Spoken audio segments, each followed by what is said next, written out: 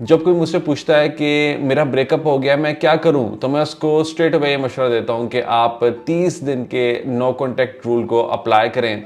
इससे आपका मसला लाजमी हल हो जाएगा। इससे दो काम होंगे, एक तो वो शख्स भी वापस आएगा और दूसरा ये कि आप भी इतने स्ट्रॉन्ग हो चुके होंगे कि फिर आप डिसाइड करेंगे कि आया आपने उसके साथ रहना है या नहीं रहना, और फिर ये कि आप इतने भी स्ट्रॉन्ग हो चुके होंगे कि आप मूव ऑन कर सकें। अब उससे आगे जो लोग सवाल करते हैं इस 30 डेज़ नो कॉन्टैक्ट रूल के बारे में, वो मैं आज आपके सामने सारे सवालात भी उनके रखता हूँ और उनके जवाबात भी देता हूँ, जो कि आपके माइंड में भी अभी सवालात आ रहे होंगे। पहला सवाल तो मोस्टली लोगों का ये होता है कि अगर मैं 30 दिन के लिए खामोश हो जाऊँगा, उनकी ज़िंदगी से निकल जाऊँगा, तो वो तो मुझे भूल जाएंगे। नहीं, ऐसा नहीं होता। अल्लाह ताला ने इंसान के माइंड को बहुत ही खूबसूरत बनाया है और इस तरह से बनाया गया है कि जब भी कोई इंसान हमसे दूर होता है तो हमें उसकी बहुत ज़्यादा याद आती है। स्टार्ट में तो शायद हमें रिलीफ मिलता है कि हम इस इंसान से दूर हो गए हैं, मगर उसके बाद जितनी हमें उसकी याद आ रही होती है ये हम बयान भी नहीं कर सकते। सो इसको नॉस्टैल्जिया कहते हैं कि हमें अच्छी चीज़ों की याद आती है। और इसी तरह से जब भी खुदा न खास्ता किसी इंसान की डेथ होती है तो हमें उस इंसान की बड़ी ज़्यादा याद आती है। बेशक उस इंसान के साथ हमारे ताल्लुकात कोई अच्छे ना रहे हों, मगर हम उसकी बुरी चीज़ों को भूल कर उसकी अच्छी चीज़ों को याद करते हैं। इसको योलॉजी कहते हैं। और सेम यही चीज़ ब्रेकअप में भी होती है। जब भी हमारा ब्रेकअप होता है और हम बैक ऑफ कर जाते हैं, हम पीछे हट जाते हैं, तो हमें छोड़ के जाने वाला शख्स हमें फिर मिस करता है। सो ये सबसे पहली चीज़ हो रही होती है कि वो हमें और ज़्यादा मिस करता है। और यही मिसअंडरस्टैंडिंग होती है हमारी। हमें लगता है कि अगर हम उससे दूर हो जाएंगे तो वो हमें भूल जाएगा, मगर नहीं, वो हमें और ज़्यादा याद करता है।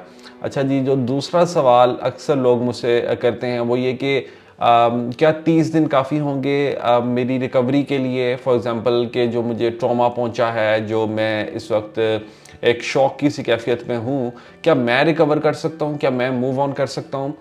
बिल्कुल आप मूव ऑन कर सकते हैं। 30 दिन तकरीबन काफ़ी होते हैं कि जिसमें आपकी हीलिंग स्टार्ट होती है, मगर ये पर्सन टू पर्सन ये चीज़ें वेरी कर रही होती हैं। अब बहुत से लोग ऐसे भी होते हैं कि जो कि थोड़ा अर्ली मूव ऑन कर जाते हैं। कुछ लोग ऐसे होते हैं जो कि ज़रा ज़्यादा सेंसिटिव होते हैं, वो 30 दिन लेते हैं या इससे थोड़ा सा ज़्यादा टाइम लेते हैं। मगर ये है कि 30 दिन एक एवरेज टाइम है कि जिसके अंदर आप अपनी फीलिंग्स को प्रोसेस कर पाते हैं, अपने इमोशंस को एक्नॉलेज कर पाते हैं और आप फिर आगे की तरफ देखते हैं, अगर आप नो कॉन्टैक्ट रूल को अच्छी तरह से अप्लाई कर रहे होते हैं। बहुत से लोग ये सवाल करते हैं कि नो कॉन्टैक्ट रूल के अंदर बेसिकली होता क्या है। आई मीन इसकी अंडरस्टैंडिंग थोड़ा सा मुझे बता दें कि इसमें हमें क्या क्या चीज़ें करनी है और नहीं करनी। देखें, सबसे पहली चीज़ तो आपने ये नहीं करनी कि आपने उससे रब्ता करना है। आपने उससे रब्ता नहीं करना, किसी भी सूरत नहीं करना। और ये मीन ऑफ कम्युनिकेशन जो है वो कोई भी नहीं होना चाहिए। यानी बहुत से लोग फिर ये कहते हैं कि अच्छा हम उससे रब्ता ना करें, हम उससे आके मिल लें।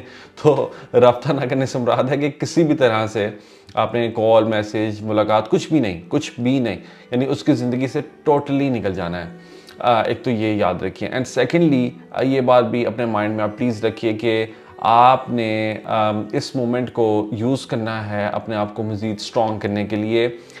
30 दिन को यूज़ करना है इस बात को एक्नॉलेज करने के लिए कि आप किसी भी इंसान के ऊपर डिपेंड नहीं करेंगे।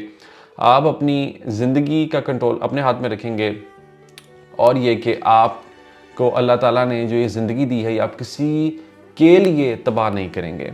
आप ये भी याद रखिएगा कि 30 दिन के अंदर आपने किसी भी म्यूचुअल फ्रेंड के साथ रब्ता नहीं करना उसके, और किसी भी दोस्त के साथ अगर आप ये सारी बातें कर रहे होते हैं तो कोशिश करें कि वो भी अवॉइड करें, क्योंकि बहुत से लोग हमें बहुत गलत मशवरे देते हैं और उन्हीं मशवरों के ऊपर चल के फिर हम गलत फ़ैसले कर बैठते हैं और उससे हमारा सारा केस ख़राब हो जाता है। और ये भी याद रखें कि इन 30 दिन के नो कॉन्टैक्ट रूल के अंदर आपने कोई भी ऐसी पोस्ट नहीं करनी कि जिससे कि आप दूसरे को ये शो करवा पाएँ कि मैं तुम्हारे बारे में सोच रहा हूँ, या उसको ये लगे कि शायद आप उस पर कोई तंज कर रहे हैं या सरकास्टिक हो रहे हैं। किसी भी तरह का कोई नेगेटिव कमेंट पास नहीं करना, किसी भी तरह का कोई पॉजिटिव उसके बारे में कुछ भी नहीं। यानी आपने इस तरह से बिहेव करना है कि जैसे कि आपका उसके साथ कोई लिंक ही नहीं है या वो आपकी ज़िंदगी में था ही नहीं, और इस तरह से अपनी ज़िंदगी गुजारनी है जिस तरह से आप उसके आने से पहले गुजार रहे थे। बहुत से लोग मुझसे ये भी सवाल करते हैं कि अच्छा जी मुझे ये बताएं कि क्या ये जो नो कॉन्टैक्ट रूल है ये ज़्यादा कन्फ्यूजन तो नहीं क्रिएट कर देगा, क्या ये क्लैरिटी मेरी ज़िंदगी में लेकर के आएगा? बिल्कुल आपकी ज़िंदगी में क्लैरिटी लेकर के आएगा, वो इसलिए क्योंकि ये एक टेस्ट भी है।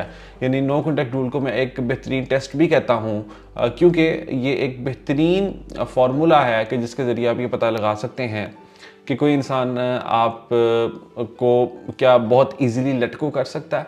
सो फॉर एग्जाम्पल, अगर किसी इंसान ने आपसे ब्रेकअप किया है और 30 दिन गुजर गए और उसने अभी तक आपसे रब्ता नहीं किया, तो ऑब्वियसली वो आपके बगैर 30 दिन रह पाता है and it's not a big deal for him और हर कि वो आपके बगैर रह सके। सो इसका मतलब ये है कि वो कोई बहुत ज़्यादा आपसे प्यार नहीं करता या इतना ज़्यादा वो आपके साथ अटैच्ड ही नहीं है, यानी उसने कोई बॉदर ही नहीं किया इस चीज़ को। सो ये एक टेस्ट भी है ये पता लगाने के लिए कि कोई इंसान आपसे सच्चा प्यार करता भी है या नहीं। सो डेफिनेटली ये क्लैरिटी ही लेकर के आता है। और ये कि अच्छा अगर नो कॉन्टैक्ट रूल के दरमियान मेरा एक्स वापस आ जाए, यानी छोड़ के जाने वाला शख्स वापस आ जाए, तो तब क्या करना चाहिए? देखें, तब सबसे पहले तो आप कोशिश करें कि अगर उसकी कॉल आ रही है तो उसकी कॉल को मिस करें, एक कॉल को मिस कर दें एंड उसके फॉर एग्जांपल 1 से 2 घंटे के बाद आप उसको मैसेज लीव कर सकते हैं व्हाट्सएप पे या टेक्स्ट पे कि जी मैंने आपकी कॉल मिस कर दिया, was in a meeting, hope you are doing well, या इस तरह का कोई मैसेज जिसके अंदर कुछ भी आपने ये नहीं शो करना कि यू आर वेरी एक्साइटेड कि आपको उसका मैसेज आया या कॉल आई है।